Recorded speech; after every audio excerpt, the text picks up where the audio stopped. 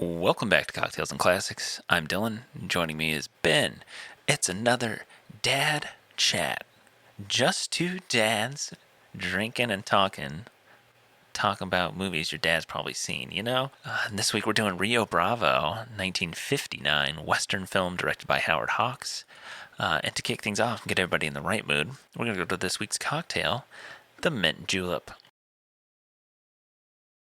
More so known for its ties to the Kentucky Derby, I would say. The Mint Julep is a kind of like classic bourbon drink. And in the movie, John Wayne's character is given a special cocktail or special bottle by Feathers, his love interest in the film. And so I assume it's bourbon because it is a dark liquor. That's why we went with the Mint Julep. We haven't done the Mint Julep yet in the podcast. Kind of surprising. We made it this far and haven't done a Mint Julep. I feel like I don't know. There's not really many horse racing movies besides, I guess, Secretariat or something, but, Seabiscuit. I feel like I was kind of waiting to tie it to that. Yeah, that's fair. To make a mint julep, this is a very specific recipe. You need about 8 mint leaves, 1/4 ounces of simple syrup, 2 ounces of bourbon. Muddle the simple syrup and the mint together. Pour your bourbon in. You do crushed ice. You're basically kind of making like a snow cone or like an icy almost, and you're stirring it until it gets frosty on the outside almost. And then you pack it more and you get a little dome.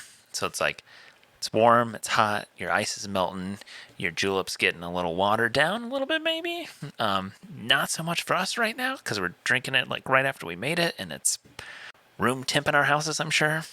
So it's bourbon with a hint of mint. It tastes like I'm chewing spearmint and just drinking bourbon. That's the flavor. That's the best way I could describe this. Pour bourbon in a glass, chew some spearmint, take some sips. That's about where I'm at. I don't want to say I randled it, but I will say I wimped out a little bit and went with a 1/2 ounce of simple syrup because I didn't want to just drink a shot of bourbon with, So I used the thought same of sweetness and mint. The same mint syrup that I had from last week. So this was actually super convenient, especially because I think I need to use it. It says best by August, so I got to get on that. Oh, so I'm all right, cool. Another summery mint cocktail. This is good. This gives me options for the rest of summer to kind of get my way through this. So it was 3 parts bourbon to 1 part of the mint syrup, and then you just kind of stirred. I went ahead and stirred this for a while. I started with my cup just completely to the brim of ice, poured the whiskey or bourbon in, and then the mixer, and then just kept kind of stirring until the ice just slowly kept dropping down. Best way to do it. I was I don't have crushed ice, so I don't know how watered down it's actually gonna get to start. So I just I stirred until I couldn't hold because I don't have a julep cup, but I used the Moscow Mule ones just because it's also metal. So I was I'm just gonna do it until I can't bear holding the metal cup anymore. And that should be cold enough, right? Yeah, I do think crushed ice would make it better. Yeah. Because, even now as it's been sitting and kind of watering down, it does get a little bit better, a little bit smoother. So, yeah, I'm sure that plays I think this one is definitely your bourbon is going to shine. So make sure you have something that tastes good and you're not just using something that's available, I guess. I would definitely get something that's going to taste pretty good in the drink. Yeah, don't do this with Black Velvet. Be oh, I'm mixing it. It's perfectly fine. No, it's not. It's not. If you've got a bottle of a nicer bourbon, go for it. I know you talked about, you were I used the same mint syrup I did last week. And I thought about that when I picked this drink and I was damn, it kind of fits. It's summery too. And, as we get into summer, we can talk about this week's sponsor, Liquid IV. You want to really prioritize your health and your wellness, Liquid IV is the category-winning hydration brand fueling your well-being, and their hydration multiplier is the one product you're missing in your daily routine. In just 1 stick, you get 5 essential vitamins and 2 times faster hydration than water alone. Use it first thing in the morning before a workout, when you feel run down, after a long night out or on long flights. I've had this before. We had it at work a couple times. And like, it's kind of easy to do when you're, if you're like me, I'm really bad about not drinking water. Especially at work, I'm like coffee, coffee, coffee. You get to a certain point of the day and you're just like, when's the last time I had some water? So I like chug one of these like liquid IVs, and they taste pretty good. They come in these little like sachets, little packs, like those little drink mix packs that you would get back in the day. It's basically like one of those, and it tastes like those too.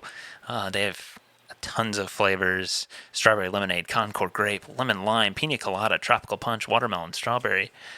So you can really pick your choose. And if you want to try Liquid IV, you can get 20% off when you go to liquidiv.com and use Cocktails and Classics. That's our code, Cocktails and Classics at checkout. And that's 20% off anything you order when you shop Better Hydration today using promo code Cocktails and Classics at liquidiv.com. So check out Liquid IV and get ready for summer, baby. It's hot out. Stay hydrated. Absolutely. Especially here in Michigan. And I'm sure where you're at down in Atlanta. It's not just the heat, it's that humidity. You got to get through that humidity.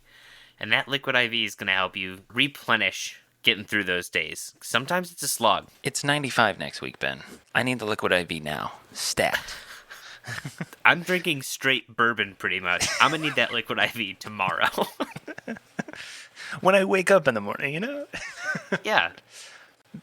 So this week we did Rio Bravo, 1959 Western film starring John Wayne, Dean Martin, Ricky Nelson, Angie Dickinson, Walter Brennan, Ward Bond, Pedro Gonzalez, Estelito Rodriguez. It's not a big cast. It was directed by Howard Hawks, written by Jules Furthman, Lee Brackett, and B.H. McCampbell.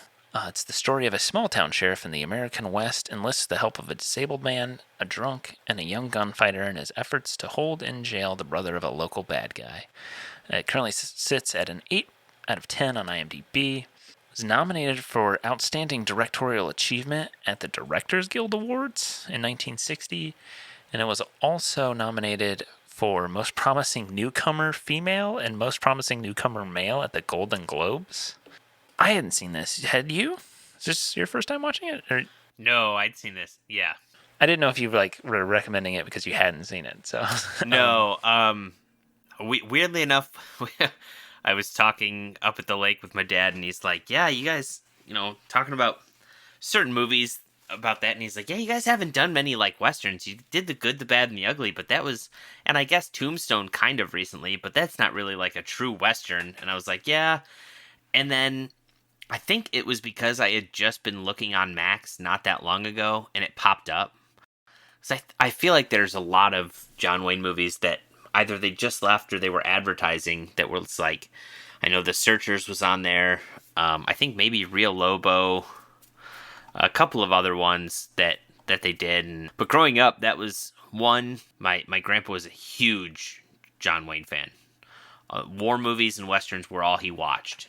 And whether they had John Wayne or not, but it was everywhere. And I remember at one point my dad was one of those that was like, every man should see Rio Bravo. It's like, okay.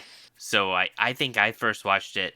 God, here's what I can tell you it came up. We were flipping through channels when I was in high school, and we ended up watching the entire movie War Wagon. Don't know why. At the end of it, and he's like, "It's good. It's no Rio Bravo." I'm like, "I wouldn't know. Haven't seen it." What? You haven't seen it? So then, I feel like a week later, we sat down and watched it, and I've probably seen it a couple times since then. We should have had Jarrett come on. Jarrett loves this movie. Really? Or are you being sarcastic? No. If we hop on the Xbox machine later, tell Jarrett we watched Rio Bravo for the podcast. He's gonna flip. Okay, I think his family watches it like every Thanksgiving or something. Like they have like a weird tradition about it. Okay, that's interesting. As someone who had not seen this film, I didn't quite know what to expect, but it definitely was not what I expected at all. I expected like a high action like Western film where it was like gunslinging. Like, it's not that. It starts out real quick where it's like, boom, somebody's shot, like it's tense. And then after that, it's kind of like, I'm trying to think of like movies that I could compare it to. But it's like the old, like, we've got to keep this guy locked up. And we're just like patrolling. There's a couple high stakes moments with, like when they knock out dude, fake him and bring in the guys with guns. And then there's a tense-ish moment when Yeah. Nate Burdett comes in and he's like kind of trying to like power play him almost. But other than that, well, and the big gun fight at the end, but it's pretty just like slice of life almost. Like it's kind of just like, hey, dude's back. He's sober now, but he's really going through it. So he's quit cold turkey. We got to get him through that. And the Colorado doesn't really want to hang out with us, but we were slowly going to break him down. And then now there's Feathers and Stumpy or whatever. Like, it's like, Old Stumpy, the man I left behind. it's not what I was expecting at all. Yeah, there's when you realize, I mean, the gunfight at the end is what? Probably 20 minutes If even. at least. If even. If even. Okay. Cuz I mean, the movie's only 2 hours. 20 minutes. I guess it is 220. It's kind of long. I could definitely see some stuff you could cut to make it move a little faster, but that's not. I didn't hate it. Don't get me wrong. Like, not much happens, but it wasn't like boring. Yeah. I think it keeps you entertained enough because you really have to like buy into like John Wayne and like what's going on in the situation, because I think a lot of it's more of just kind of like a character driven movie rather than like action. Because at the end, even the gunfight, like there's the occasional shooting at them, but there's never any like there's no real threat to them. Because at a certain point, like he goes and gets Stumpy away from the dynamite, but then it's just like, all right, Stumpy grabs a box. Now let's start throwing it and shooting it. It's like, what the fuck? Like, we went from like maybe we're gonna get shot to like now we're just blowing their ass up. All right, cool. I think I swear I've seen Stagecoach before, like in a film class. Besides that, I think this was the only other John Wayne movie I've ever seen. Like, I think most of what I know of John Wayne is like memes that people like his weird like cadence that he talks in. Yeah. John Wayne has a certain way of talking. Exactly, just like that. Yeah. Like, but he also has that like I don't know. I feel like he's even though I've only seen 2 John Wayne movies, he is so iconic and has like completely permeated like pop culture that like you see his face and it's like, oh, that's John Wayne. If you didn't know who Michael Jordan was, I feel like you'd be like, oh, that's Michael Jordan. I don't know. There's like certain people who are so beyond what their role was that they are just instantly recognizable, even just from like a picture of them. No, I mean, he is such a huge part of the. I mean, I think the 50s and 60s, really the entire Western genre, and also, I mean, not as much, but also like war movie genre, that he just was such a popular person that, yeah, when you think Western, you thought John Wayne. That's just who you thought of. He's just an important like person in film too. Like westerns are kind of dead today, I would say almost. I think some of the elements have bled into like sci-fi with you got like your Star Wars and all that, or like even just like anime and there's elements of westerns in a lot of places, but we don't really get western movies anymore. And maybe that's just because like the concept of the Wild West is not it's not close to us anymore. Yeah, I think people just don't. They're not as interested in that. Although I don't know, because you see a game like Red Dead Redemption that does so well that people just love. And you would think that there's still, I guess, some sort of nostalgia, or I don't want to say nostalgia because no one lived through it. No one Yeah. alive today lived through it. But there is some sort of, I guess, maybe romanticization Yeah. God, that's probably not a word. Someone somewhere is like, this fucking idiot doesn't know how to talk. But there's probably plenty of people who do romanticize the period. Yeah, it's always shocked me that was such a. I think what was westerns is now like superhero movies. Yeah. I think superhero movies are the westerns of today, where it's like they're constantly coming out. They're these weird mythos. I think the biggest difference is that the heroes are played by more, I guess, of a little bit of a different character. Because sometimes, a John Wayne Western is is John Wayne Western. You pretty much know what's going to happen. In fact, if you kind of liked Rio Bravo, but not a ton, there's like 3 other movies that are almost the exact same movie that you could just see. Yeah. I think Rio Lobo and El Dorado are both practically the exact same movie. They each have like a grungy looking old man who's like the deputy. Um, yeah, they're almost all identical. I mean, look at this dude's like IMDb page, and between 1926 and like 1976, so 50 years, this guy made 184 movies. So this guy was making 3 movies a year, Oh basically. yeah, Like yeah. this dude was Well, pumping out westerns. you know what's absolutely insane? John Wayne was a football player. Mm-hmm.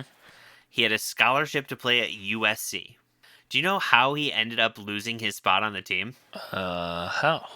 The man wrecked his shoulder surfing. Not John what you Wayne. would expect. John Wayne. John Wayne. The quintessential. I mean, let's be honest. And I don't mean to ruffle feathers, but if there's like a conservative Mount Rushmore, Ronald Reagan and John Wayne are like the top 2 names on that list. This man was a fucking surfer bro that hurt his shoulder and went into a movie career. That is kind of crazy to think about, because like, yeah, I would not have ever been like, oh yeah, surfer. That John Wayne. Right? Isn't that absolutely nuts? Damn. So they have some of his salaries, I guess, on here. He made, for the War Wagon, he made $1 million plus a percentage of the gross. The Horse Soldiers, 750,000 plus 20% of the gross. What? That's pretty crazy. I mean, I wonder how much this movie actually made. I don't know how many other movies Ricky Nelson really did. And this is just a fun fact. Ricky Nelson was not the first choice for this movie. I think I saw that. It was who was it though? I forget. Who else could it have been at that time? There's only one name. You don't even need a last name. One name. Oh God, who was it? I forgot. What? How do you not remember his name? Dear Christ, a movie just came out about him like a year ago. Oh, Elvis, yeah. Yeah. Yeah, it was supposed to be Elvis, but I guess Colonel Tom Parker wanted just way too much money, and so they're like, yeah, nope, we'll offer it to this Ricky Nelson kid.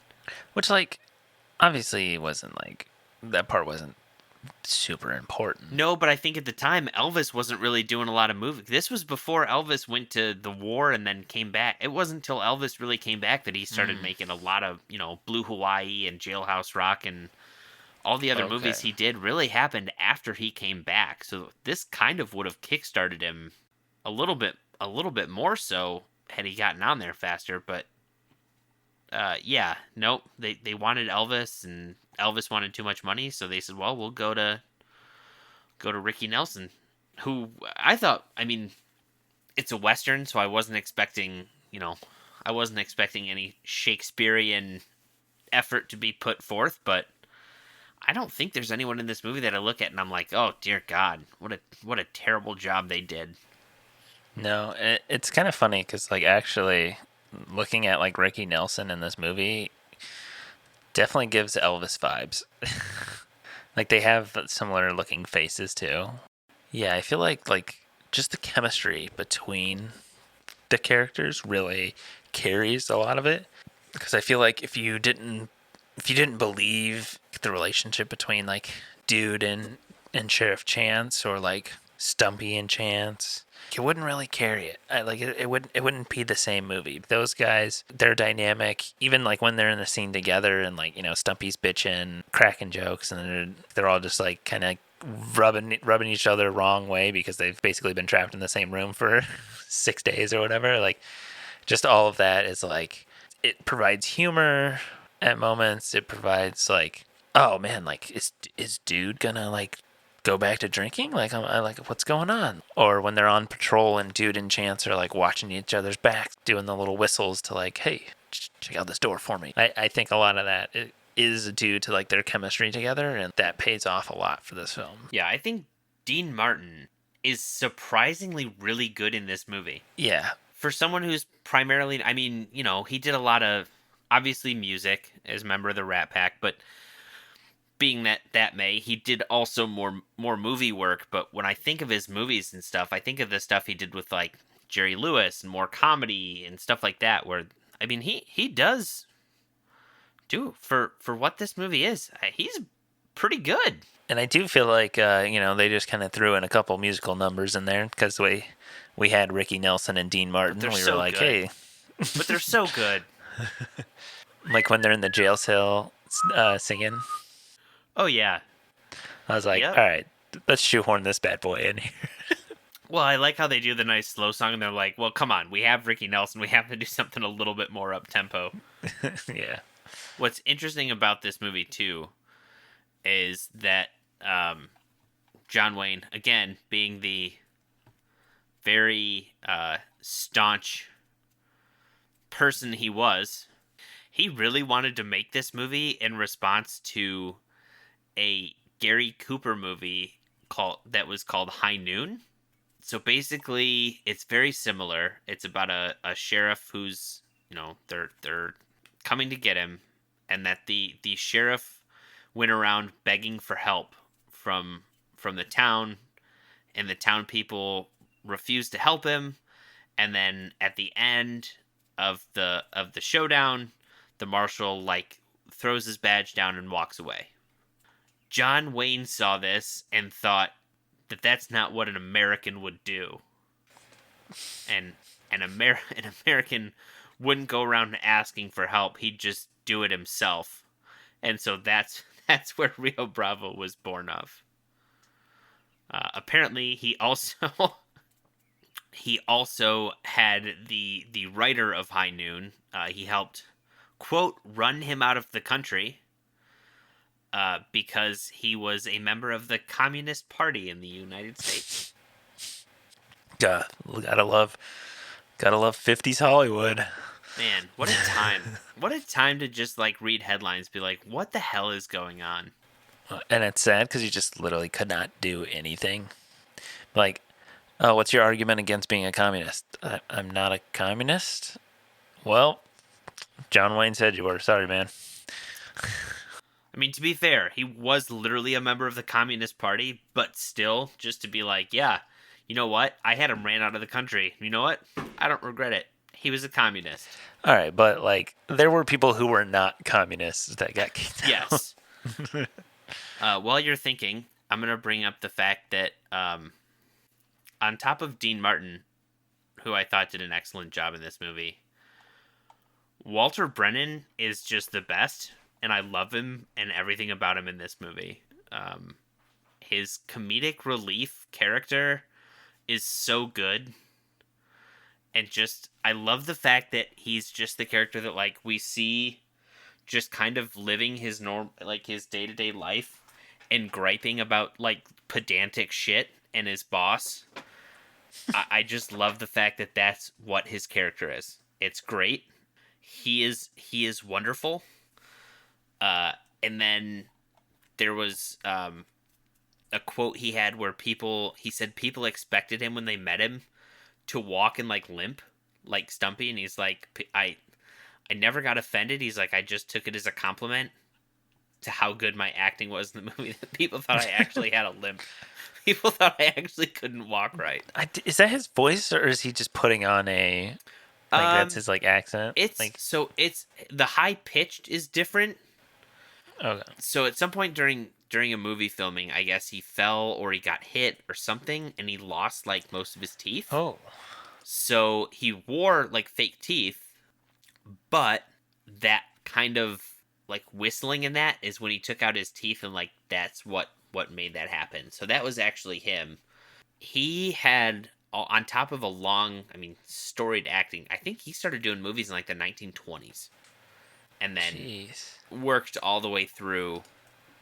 God, I damn near. I don't know what his last. I'd be curious to know what his last thing was. I was gonna say probably like the 70s, but yeah, he actually was in something as late as 75. So he had I mean, a really long career, but he also did. He released a couple like country folk albums, Oh my god. or maybe just one. But he does a song, "Old Old Old Rivers" is the name of the song. Um, Beautiful song, gets me every time. It's a little teary. It's kind of crazy to like. I mean, there's people who do it now, but I feel like it's not as like it's not as big. But like, it's kind of crazy to me that a lot of people would do. They'd be like, "Oh, I'm an actor," and then like go and make like a country album, or some of the people who are like, "Oh, like I'm a musician," and let me go make like 10 films. I think the big thing was like, oh, you're you're the star of this Western movie or Western TV show. Well, now we need you to record a Western album. You think it's more like the studios and stuff being like, "We can I make more money from think this." I would think so. I was just looking to the trivia. It says on May 8th, 1958, just 1 week into shooting, Ricky Nelson celebrated his 18th birthday. As a gift, John Wayne and Dean Martin gave him a 300-pound sack of manure, which they threw him into as a rite of passage. What the fuck? Jesus. Oh my god. So this was an interesting. I saw this on the trivia earlier. I think it had to do with the unknown cowboy who gets shot Mm-hmm. in the beginning of the movie is Kurt Russell's dad. Interesting. Is he on the IMDb page? I don't think so. I think he was like uncredited. Uh, in the early in the film, the cowboy killed by Joe Burdett is played by Bing Russell, Kurt Russell's father, in an uncredited role. I also saw like Dean Martin wanted to be in the movie. His agent approached Howard Hawks to consider his client for the role for the drunken deputy dude. Hawks agreed to meet with Martin at 9:30 the next morning. When Hawks learned that Martin had done a show in Las Vegas until midnight, hired a plane to fly him to the meeting, Hawks was so impressed that he simply sent Martin to get a costume and told him he had the part. I mean, that is dedication. I don't know. I guess staying up till midnight and making it to a thing by 9:30 is not. But I guess you got to think the show wraps at midnight. So you got to get out of there, get to an airport, deal with all the riffraff. I don't know. That still doesn't sound that crazy to me. Maybe it's just because I'll be up until Okay, 11 or midnight and wake up at 5 in the morning because I he have a did child. a show though. He did a show in New York, that's the thing, or like Vegas Las or whatever. Vegas. Like he did it. Yeah, he did So a he show was what, there like a until 40-minute midnight. flight? Okay, maybe not in the 50s. Sure, the Okay, plane went a sorry. little slower. It's probably An like an hour. hour-long flight? I think the only other Howard Hawks film I've seen is The Thing from Another World, like the original Thing. I have The Big Sleep. I've just never watched it. I didn't realize he did Gentlemen Prefer Blondes. Yeah, I've never seen the OG Scarface. Yeah, I think that's the only one. But like, I feel like Howard Hawks is kind of like he's another one of those people who are it's just so famous in Hollywood, but I've just never really like seen anything. It doesn't help that most of his movies were done before 1960. And of the ones made after 1960, let's see, 1, 2, 3, 4, 5 of them, 2 of them were basically Rio Bravo just made again. Like literally, there's a thing I had read where John Wayne on the set of I think Rio Lobo, I think it was Rio Lobo, asked Howard Hawks, and he was reading the script and said, "Haven't we made this before? Haven't we already shot this?" That's how identical the movies are. I will say I think my favorite John Wayne quote of all time, and I want to look it up, but it had to do when he won. He did win an Oscar. I think it was for True Grit. He won an Oscar for playing. I think it was, what's the character's name? Rooster Cogburn. Mm-hmm. It was when he was accepting his Oscar. He said, "If I'd known all this, if I'd known this was all it would take, I would have put on an eye patch 40 years ago." Oh my god. I did see here Quentin Tarantino said that Rio Bravo may be his favorite film of all time. Well, there you go. We should have had him on the podcast. I know I'm in a Howard Hawks trivia rabbit hole here. He said in interviews that he was supposed to direct Casablanca and Michael Curtis was supposed to direct Sergeant New York.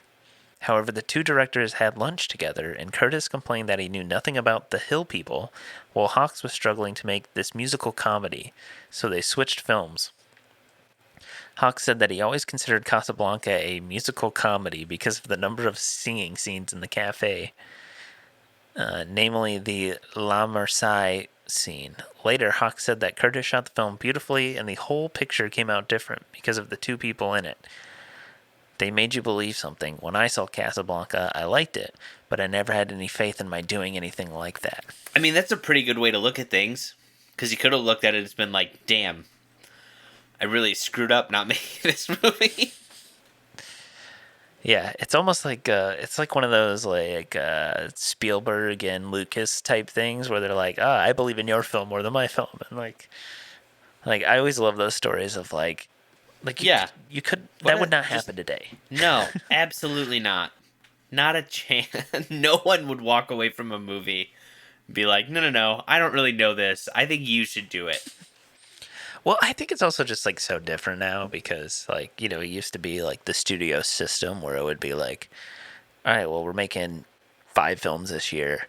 We need a director to do 2 of those. Like, Howard, you're in, or whatever. Like, I feel like it's now. Or it's you so were much just more. literally always on the studio payroll.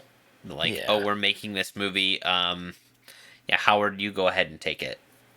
And this movie, you're gonna do. Yeah, I think now it's so much more like because there's a lot of like writer directors or like, there's like it's not necessarily harder to make movies, but they're less frequent in a sense. I feel like they're not churning them out as much, but I feel like in the Jesus Christ, the olden days. I feel like in the what people consider like the golden age of Hollywood, studios, they got a script, if they liked it, then they made it, and then they picked a director to make it. Versus now, I feel like you need to have like a writer, a director, and like several other things kind of set before you're even like greenlit to do anything. yeah. Unless it's like a franchise or, like the DC movies where it's like, yeah, we're gonna make it's gonna be Batman, the Brave and the Bold. Like, all right, cool. We don't have a writer and we don't have a director attached yet. It's like, oh, that's kind of weird that you're already announcing the title of a movie that hasn't been written and hasn't been. You have no idea who's gonna make it, but all right. I feel like my family quotes this movie so much more than probably anyone else. Really? The amount Like, of what do times you? I've heard my dad, when you say anything that you say sorry, and he just says, "Sorry, don't get it done, dude. That's the second time you hit me. Don't ever do it again." I was gonna say, like, what is your dad quoting That from one. this movie? Almost always, "Sorry, don't get it done, dude." Does he do it in the John Wayne accent too? Oh, come on. All right, yeah. Come No, I on. was gonna say I only see your dad doing it in that. Do you really accent, think we though. wouldn't commit? It's not one that we really quote back and forth, but I do love the old Stumpy, the man I left behind. When he shows up, I feel Yeah. like we say the man I left behind pretty frequently. One scene that I did really like how it was done was the scene where Dude and Chance, they see the guy run into the bar, so they go into the bar, and then everyone's like, "No one ran in here. You're drinking again, dude," or whatever, and they throw the coin in the spittoon and all that, and Dude is like defeated because he's like, "No, like I know he's in here somewhere." And then he goes to the bar and he's like borderline about to break for a drink, and he sees the beer on the bar that's like covered in blood, and he notices like, oh, somebody's bleeding above us, and you're like, oh shit. Like that scene, the way they did that scene, I think was so good, because I think it's very cool the way they like kind of reveal it with the blood dripping down from the rafters, because you see the guy beforehand and he's got his gun pointed down, and then Dude just kind of whips and caps him real quick. God. Whips and caps him real quick. Oh my god. Yeah, that is one of the better. Even seeing that movie, I mean, God, I probably saw it in the late 2000s. I thought that was like an inventive, like, oh, that's. I don't think I'd seen that, but I don't think I've seen people copy that. Yeah, I mean, I think that concept of like something dripping down. Yeah, I think of like Mission that Impossible, where like the sweat's about to drip. Yeah. Or like I'm sure Alien or something has been like that, where it's like you see stuff like dripping down and like the Yeah. acid burning and stuff, but it's like in that sense and that same like kind of scene, I feel like it hasn't really been done that I can think of. But that like concept of revealing something happening from it dripping down from above, I feel that has been copied, but not in that exact same kind of sense of like, oh, there's a killer up above you and you gotta get him. I will say, not pertaining to this movie, but I think it was having to do with the last, which I can't now remember which. Was El Dorado the last one? I'm trying to remember which was the last one in the. They call it a trilogy. It wasn't really a trilogy. Rio Lobo. When John Wayne showed up on set, he's like, "Okay, so I play the old drunken grumpy guy this time, right?" They're like, "No, you're still you." I would have loved to have seen that. Just let John Wayne be like the comedic relief character, just to see how it plays out. What a world we could have lived in. I want to know if he had like, cause you know, a lot of those like movie stars used to have, and some still do. I think like The Rock, where it's like, I can't die. I'm basically invincible. I can't ever lose to the bad guy. Like I feel like Sly Arnold probably had that. I think The Rock has it. I'm sure Vin Diesel, but like, did John Wayne have that? I feel like he did, because he was always the good guy. I can't think of a movie where he like. Well, okay. Are we just gonna start spoiling some movies?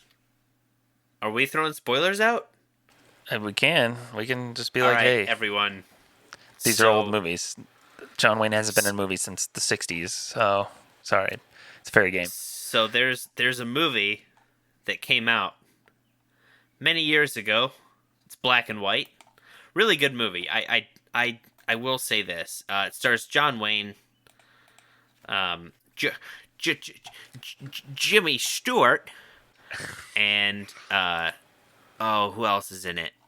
Lee Marvin. It's called The Man Who Shot Liberty Valance. And it's the whole story. There's a whole song about it. You're probably more familiar with the song than the movie. Who shot Liberty Valance? He shot Liberty Valance. He was the bravest of them all.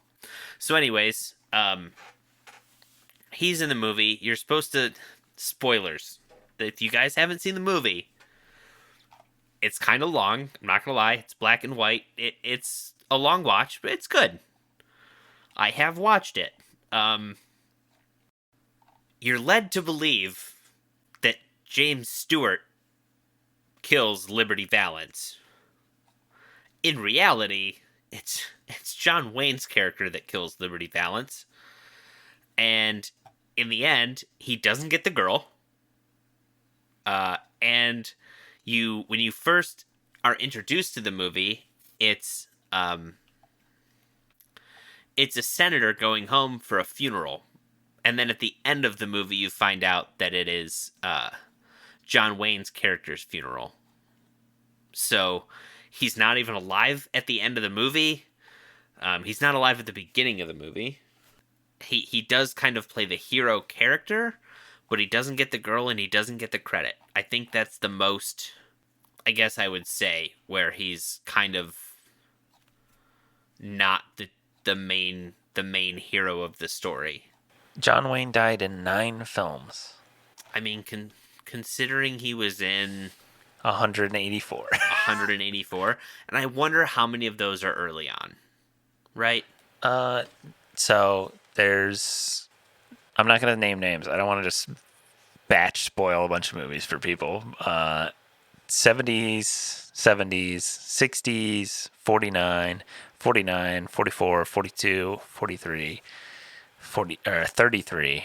And then there are a few films where his death is not seen. The Man Who Shot Liberty Valance, movie in 55, movie in 31, and movie in 28. And the ones where it's not shown, it's like, oh, this character is either about to die, like he's to be hanged and tried, or he's like the thing the ship he was on sank, and it's either they may have died or maybe they're survived, so. But then there is ones where he died on screen. But only 9 out of 184 is pretty wild. It's a pretty good run.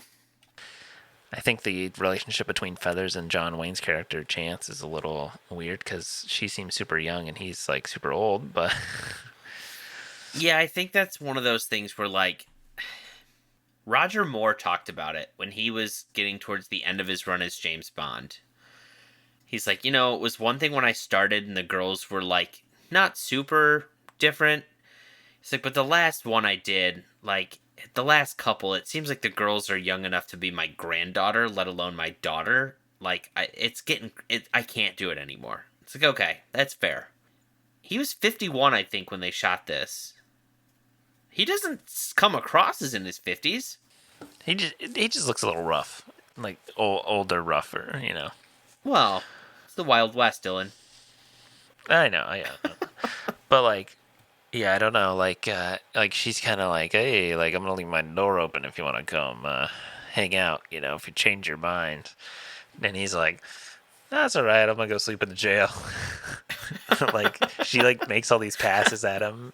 I'm gonna go sleep with a toothless old guy in the jail. He's cooking us dinner for everybody, even the prisoner. I had not seen this film, so I'll go first. Ben will give you a nostalgia rating and an updated rating after watching Rio Bravo again. Having never seen this film, it's definitely not what I expected. I don't know why. I mean, maybe it is that most of the westerns I've seen have probably been spaghetti westerns, or more shoot 'em up, higher stakes, I guess, maybe. I don't know. But I was kind of expecting something that was a lot more action-packed, and that's not what I got. But I didn't hate that. I feel like I've seen movies like this movie in the sense of the plot, oh, we have this prisoner and we've got to keep him in tow until a certain time, Assault on Precinct 13 by John Carpenter. You ever seen that movie? I haven't seen it, but I do know that it's, I think Carpenter's even said that this was a big inspiration. Yeah, I would probably say that this is probably the biggest inspiration because it's pretty much the same movie. Oh yeah, well, remade as Assault on Precinct 13 apparently. I think this movie is good. I think John Wayne, Dean Martin, Ricky Nelson, your other friend that you really loved, Walter Brennan, the dynamic of those four, which Colorado's not in there all the time, but those four, their dynamics together really carries the movie, the chemistry, and so much of the movie is just them trying to maintain some source of justice, I guess, in this town, because the bad guy has money, the bad guy has a powerful brother, the bad guy gets away with everything he does, and so he's got all his goons posted up in the city and stuff, and they start trying to be tricky and knock out dude and get like guns in the town and all this stuff, and it's like so much of it is like them just trying to survive, but not really like the stakes being that high for most of that. There is like the small romance between Feathers and Chance, which is like, whatever, take it or leave it. Like, and then I think the big gunfight at the end, while there's like some threat to them, there's not really that much threat. And by the end of it, it's more like fun shoot 'em up, like let's blow up the dynamite and like really take them out kind of thing. And that's fine, It's not quite my cup of tea. I think it's shot well, like, it's a Western movie. It's fucking cooking the sun on them, and, there's probably not a single light in any of the daylight scenes because it's broad daylight. And I think it's good. I'm going to give it a 7 out of 10. There are things that I wish there was a little bit more action or a little bit more, like, moments where I was kind of like, oh shit, like they're in trouble. I think it has its place in history, and I would recommend you watch it. Yeah. So I think going into it, I had it probably around the same thing, probably a 7 out of 10. Again, it's a movie I remember fondly just because I remember. This is one that, like, nostalgia is not just like kid nostalgia, but like it's watching it with my dad and enjoying. Not only is it something I got to see, the first time me watching it, but knowing like his excitement of showing it to someone for the first time. I still really enjoy this movie. To me, it's a fun Western movie. It's what a Western movie. When I think of it, I think Western. When I think of a Western, I think this movie. I know John Wayne is pretty much always like John Wayne. There's few exceptions where John Wayne really acts a different character than what you just expect a John Wayne character to be. Unless you're watching a ton of those movies, you don't really know. You just kind of enjoy the character for what he is. Dean Martin is phenomenal. He does such a good job of playing kind of unsure of himself. And like I said, when I think of Dean Martin, I don't think serious actor. I think of a lot more of like the comedy, or he's the handsome man to the Jerry Lewis goofball character in a lot of the 50s comedies. But I think he does so well in this movie. Walter Brennan, I think, steals this movie. Stumpy is the best part, hands down. Again, I love just the dynamic of this serious John Wayne character, and then his sidekick is this grumpy old man who's just like not afraid to call him out on his bullshit. Like you said, I think that it stood out so much more to me this time around than previous watches. How good the chemistry between the three and sometimes four, but the relationship between the three, John Wayne, Dean Martin, and Walter Brennan, their characters, like when John Wayne gives Stumpy a peck on the head before he goes to leave the jail. Just some of those things where it's just like, it makes you kind of appreciate the fact that these guys do feel more friends or family, and it makes sense then as to why John Wayne isn't, he's willing to ride with these two by his side, obviously before Colorado's boss, I'm blanking on his name. Pat Wheeler. Yeah, before Wheeler dies, John Wayne's just like, no, I'm good with Dude, and I'm good with Stumpy, and that's what it's gonna be, and that's it. Yeah, I do still, I enjoy this movie. I think it's fun. I just enjoy it. This is one that's hard to just ever cut nostalgia from. I might actually have bumped this one up. I think I went from a 7 to an 8. I think this is the quintessential Western movie. If you haven't seen it, check it out. If you enjoyed this, don't forget to rate and subscribe. Check us out on Instagram at Cocktails and Classics Pod, and check out our website, www.cocktailsandclassicspod.com. Hit up the show notes. You can make yourself Mint Julep. And don't forget to go to liquidiv.com. Use Cocktails and Classics as your promo code, and you get 20% off at anything that you order. And that's Cocktails and Classics. at liquidiv.com. Check us out next time, and as always, watch responsibly.